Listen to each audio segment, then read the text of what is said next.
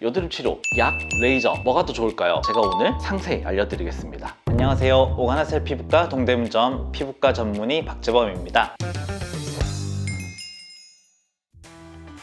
영상에도 댓글로 질문 주셨던 분들이 있고, 여드름 치료하러 환자분들이 내원하셨을 때 저에게 가장 많이 묻는 질문이 있어요. 여드름 약에 대한 얘기인데, 첫 번째 질문이 여드름 약만 먹으면 안 될까요? 그 다음 질문이 약을 안 먹고 치료하면 안 되나요? 두 가지가 가장 많은 것 같아요. 여드름 약과 레이저 어떤 게 좋냐, 어떤 걸 선택해야 되냐, 이런 거에 대해서 이제 말씀을 드리려고 합니다. 첫 번째 질문이 여드름 약만으로 좀 치료할 수 없나요? 이거에 대해서 답을 드리면은 여드름 약만으로 치료될 수도 있고 치료하기 어려울 수도 있어요. 다음 질문은 이제 반대되는 질문이었죠. 약 안 먹고 레이저로만 치료하면 안 되나요? 얘도 답은 똑같아요. 그렇게 할 수도 있고 하기 어려울 수도 있어요. 단정 지어서 말씀드릴 수 없는 게, 여드름 심한 정도에 따라서 달라서 그런 거거든요. 여드름이 뭐 심하지 않고 나이도 어리고 그렇다 하면은 바르는 약을 좀 드리거나, 그거보다 조금 더 심하면은 먹는 약 조금 줘서 일단 한번 지켜보자 이렇게 말씀드리기도 하고, 부작용 걱정 때문에 먹는 약보다는 관리 레이저만 하고 싶다, 그거에 맞춰서 제가 프로그램을 짜드리고, 추가해도 먹는 약 말고 바르는 약 정도만 추가하고요. 피지조절제 얘기를 드렸었는데, 오래 먹으면은 효과 나올 수 있어요. 여드름 많이 좋아질 수 있는데, 그 기간이 길어지게 되면은 간에도 좀 이상이 있을 수도 있고, 당연히 건조감이 계속 되겠죠. 항생제도 오래 못 먹거든요. 부작용 내성이란 게 또 생길 수 있기 때문에 길어도 2, 3개월 쓰다 보니까 그 사이에 또 여드름이 다 안 좋아질 수도 있어요. 근데 이때도 똑같아요. 여드름이 레이저 관리만 해도 분명히 다 좋아질 수 있거든요. 이것만으로는 치료 기간도 길어지고, 치료 기간이 길어진다는 거는 횟수도 많아져야 되고, 레이저 관리 비용이 또 많이 나올 수 있겠죠. 기간이 길어지다 보면 그 사이에 다른 이유들 때문에 여드름도 계속 들락날락 할 수 있어요. 여드름이 어떻게든 빨리 가라앉아야지 흉터를 안 가는데, 거기서 계속 남아있고 잘 가라앉지 않고 있다 하면은 피부가 계속 상하게 되고, 그러면은 빨간 흉터나 폐임 흉터 이런 걸 남길 수가 있거든요. 여드름 치료 목표는 흉터로 안 넘어가는 거거든요. 심한 여드름일 때는 방치하게 되면은 흉터로 넘어갈 수가 있어요. 여드름 치료가 훨씬 쉽거든요. 단시간에 끝날 수가 있어요. 흉터 치료는 기본으로 몇 년을 잡고 해야 돼요. 그리고 한 번 할 때 뭐 통증도 당연히 더 심하고, 그리고 빨간 거나 딱지도 물론 생기고, 비용도 훨씬 많이 들겠죠. 그래서 여드름일 때 빨리빨리 잡아주면은 수개월 안에 많이 좋아질 수 있거든요. 저희 병원을 좀 찾아주시는 환자분들은 이게 전문의 병원이다 보니까 대부분 어느 정도 또 심한 상태를 가지고 오시거든요. 병원에 오셨을 때 전 진료보고 여드름이 정말 심하다 그러면은 처음부터 강하게 치료 들어가요. 먹는 약, 바르는 거, 레이저, 뭐 거기에 스킨 부스터까지 집어넣고요. 이렇게 하다가 필요 없는 것보다 점점 빼나가는 거거든요. 먹는 약, 이제 뭐 좀 양을 줄이겠죠. 거기서 이제 더 좋아진다? 스킨 부스터도 빼도 되고, 그 이후에는 뭐 레이저도 빼고, 더 좋아진다 하면은 나중에는 관리만 간혹가다 유지해주는 정도로 여드름이 잘 유지가 될 수가 있습니다.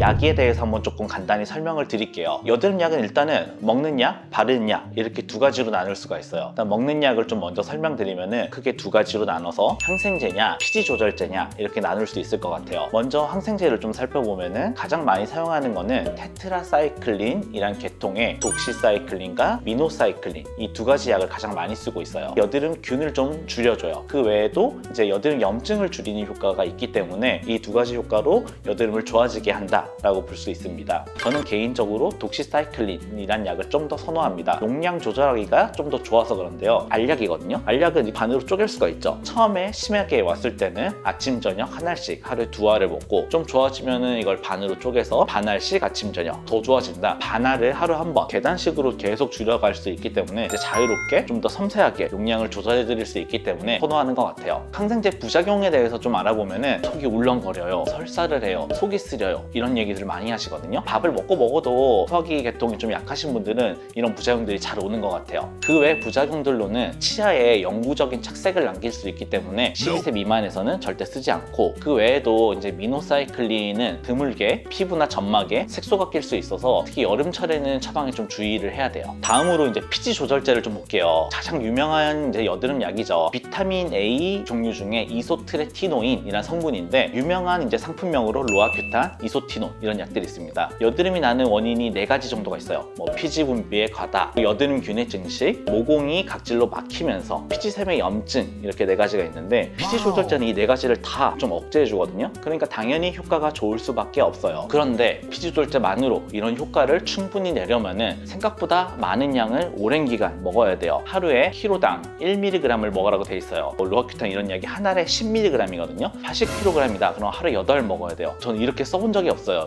굉장히 좀 불편함이 많거든요. 아주 심하면 온몸에 수분이 막 바짝바짝 마르는 것 같은 느낌이 든다고 하시거든요. 하루에 한 알만 먹어도 이런 부작용 생기는 분들 많아요. 이게 효과를 좀 내려면은 뭐 6개월 이상을 먹어라 이렇게 돼 있거든요. 하루에 뭐 3-4알씩 6개월 먹는다? 이거는 현실적으로 가능하지 않을 것 같습니다. 또한 태아 기형이 생길 수 있기 때문에 임신 중에 절대 금기. 만약에 임신 계획이 있다 하면은 최소한 한 달 정도는 약을 끊어야 돼요. 그래야지 몸에서 충분히 다 빠져나가고 임신을 해도 안전하기 때문에 이런 휴약 기간을 말씀드리고 있습니다. 다음으로 바르는 약을 좀 볼게요. 2가지 정도로 나눌 수 있거든요. 항생제냐 비타민 A냐. 일단 항생제는 가장 유명한 바른 약일 거예요. 물파스처럼 생긴 약인데 클린다마이신이라는 성분의 약이거든요. 클린디올에 크레오신 T 뭐 이런 약이 있어요. 바르기 간편하고 가격도 저렴하고 좋은 약인데 단점이 클린다마이신이라는 성분 자체가 우리나라 여드름균에 내성이 좀 많아요. 내성이 많다는 건 효과가 좀 없다는 거겠죠. 처방을 뭐 사실상 많이 하고 있진 않고, 그 외에 항생제로 나딕플로삭신이라는 성분의 나딕사크림이라는 것도 있는데 자극감도 없고 클린다마이신에 비해서 조금 내성이 적어서 자주 처방하는 것 같아요. 그리고 다음으로 이제 비타민 A 연고를 한번 보면은 아다팔렌이라는 성분이 있어요. 디페린이라는 연고가 가장 유명하고, 효과는 피지 분비도 좀 줄여주고 각질도 벗겨내주는 작용이 있고 염증도 줄이는 효과가 있어요. 여드름에 이제 효과가 꽤 괜찮거든요. 근데 이것도 단점이 자극감이 좀 생길 수 있어요. 그래서 저녁에만 아주 소량씩 여드름 부위에 스팟 좀 찍어 바르시게 설명을 드리고 있고, 이 연고 외에도 이제 뭐 BPO, 벤조익 페옥사이드라는 성분의 이제 약도 있는데 여드름균 숫자를 줄여주는 효과가 있어서 여드름에 사용하고 있어요. 근데 이게 단독 제제로는 없고 클린다마이신 항생제와 합쳐진 복합제제가 듀약겔이라는 연고가 있고 비타민 A랑 같이 합쳐져서 에피디오라는 또 연고가 나오고 있어요.